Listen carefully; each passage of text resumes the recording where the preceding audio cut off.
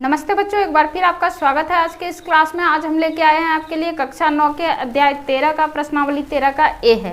प्रश्न संख्या हमारा 8 है। 7 तक के प्रश्न को हमने अपने पिछले कक्षा में ही किया था। आज हमारा सवाल नंबर 8 है।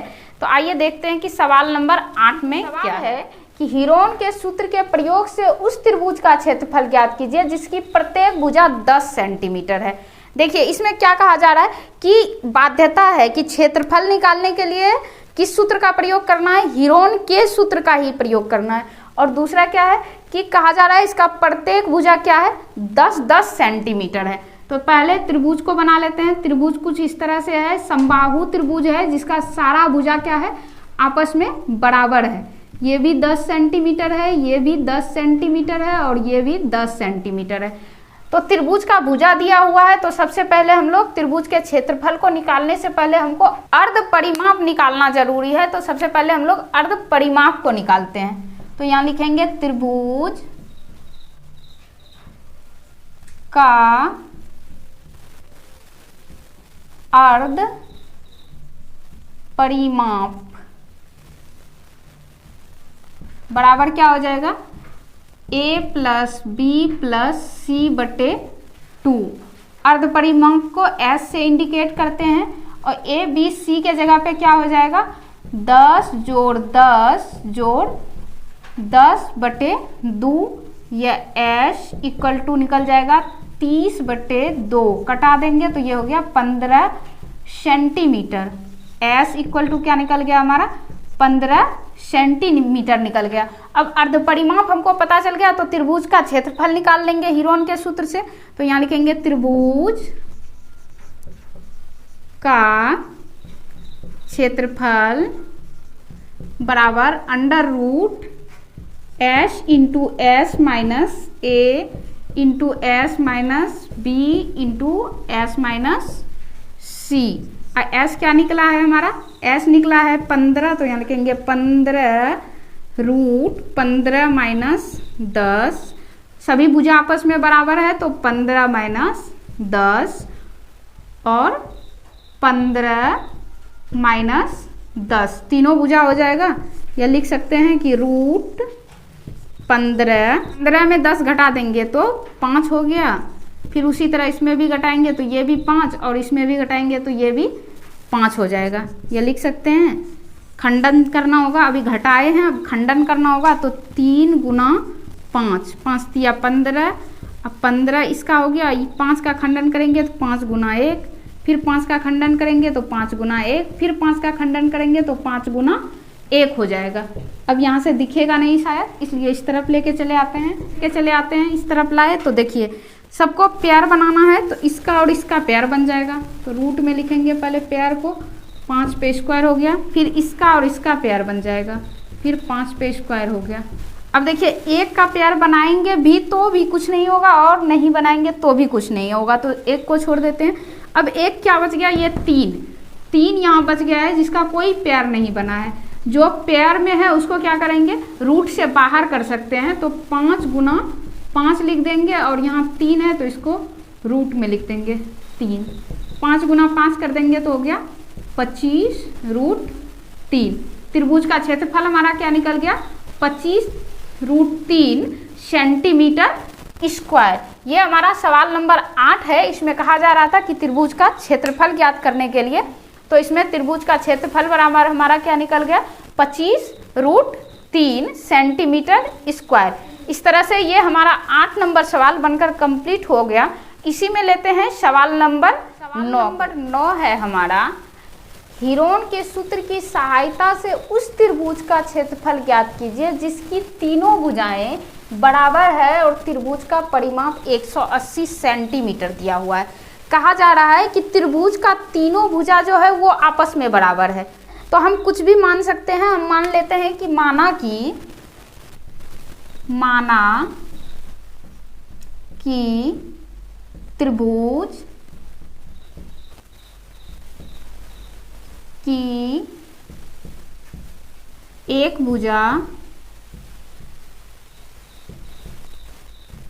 भुजा बराबर ए है।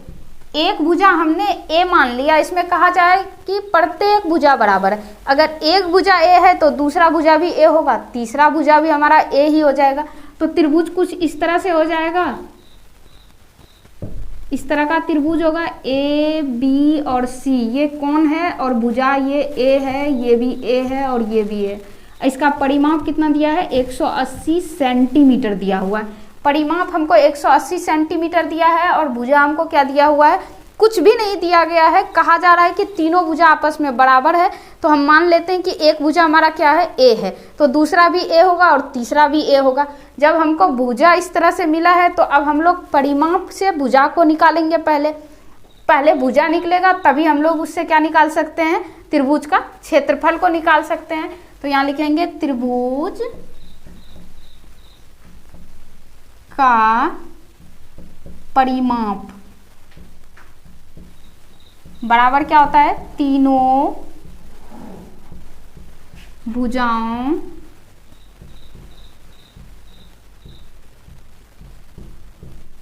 का योग। त्रिभुज का परिमाप बराबर क्या हो जाएगा, तीनों भुजाओं का योग। अब परिमाप दिया कितना है, 180 दिया हुआ है, तो यहाँ लिखेंगे 180 बराबर एक भुजा क्या माने हैं, ए माने हैं, तो दूसरा ए है और तीसरा ए है। तीनों भुजा क्या है, ए सेंटीमीटर है, तो तीनों को जोड़ देंगे, ए जोड़ ए, या लिख सकते हैं कि 180 बराबर 1, 2 और 3, तो 3 ए हो जाएगा। या ए बराबर क्या हो जाएगा, 180 बटे 3 कट गया, 60 निकल गया। ये लिख सकते हैं कि ए बराबर 60 सेंटीमीटर।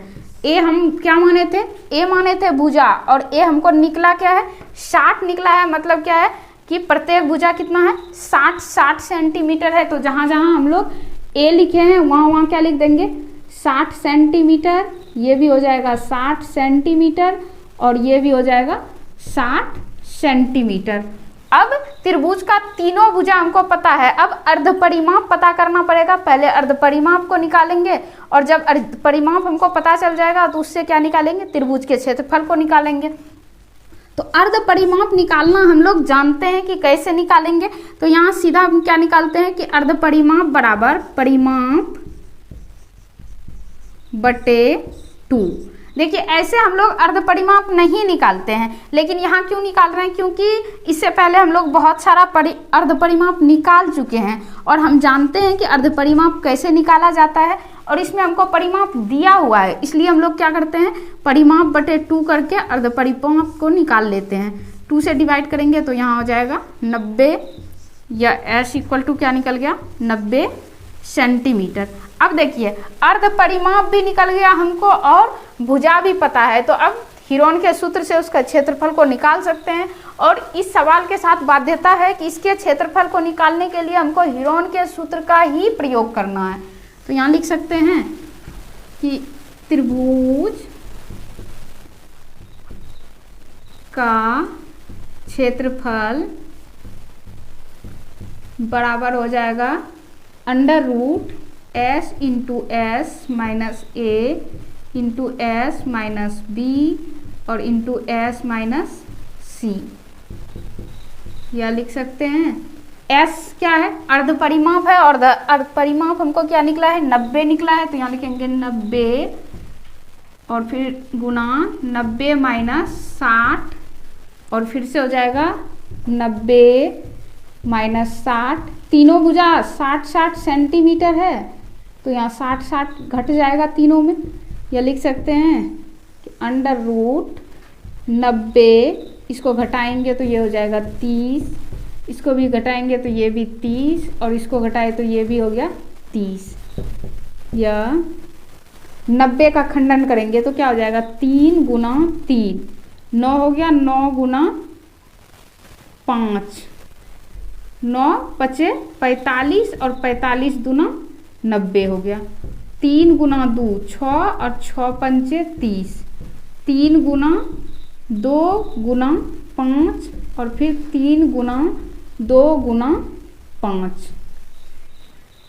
अब देखिए जिसका जिसका पेयर होगा उसका हम पेयर बना लेंगे और जिसका पेयर नहीं बनेगा उसको वहीं छोड़ देंगे। तो जैसे ये देखिए 3 का पेयर बन गया तो 3 पे स्क्वायर कर देंगे, ये 5 और ये 5 का एक पेयर बन जाएगा तो 5 पे स्क्वायर हो गया, ये 2 और ये 2 का पेयर बन जाएगा तो 2 पे स्क्वायर हो गया, ये 3 और ये 3 का पेयर बन जाएगा तो 3 पे स्क्वायर हो गया, ये 2 और ये 2 का फिर पेयर बनेगा तो फिर 2 पे स्क्वायर हो गया, और इस 5 और इस 5 का पेयर बनाएंगे तो 5 पे स्क्वायर और गुना 3। यह लिख सकते हैं जितना पेयर में आया वो क्या हो जाएगा, रूट से बाहर हो जाएगा तो 3 गुना 5, 5 गुना 2 गुना 3 गुना 2 गुना 5 और रूट 3। इसको गुना करेंगे तो क्या हो जाएगा, 3 गुना 5, 5 तिया 15, 15 दूनी 30, 30 दूनी 60, 60 तिया 180, 180 पंचे 900 रूट 3 सेंटीमीटर स्क्वायर। ये क्या निकल गया, ये हमारा निकल गया त्रिभुज का क्षेत्रफल 900 रूट 3 सेंटीमीटर स्क्वायर। इस तरह से ये सवाल नंबर हमारा पूरा बनकर कंप्लीट हो गया। इस क्लास में हमने सवाल नंबर 8 और 9 दोनों को लिया है। ये दोनों हमारा बनकर कंप्लीट हो गया और मुझे उम्मीद है कि आप इसको बहुत अच्छे तरह से समझे होंगे। इसको समझने में आपको कहीं कोई दिक्कत नहीं हुआ होगा। इस तरह के और भी क्लास को सीखने के लिए आप हमारे साथ बने रहिए।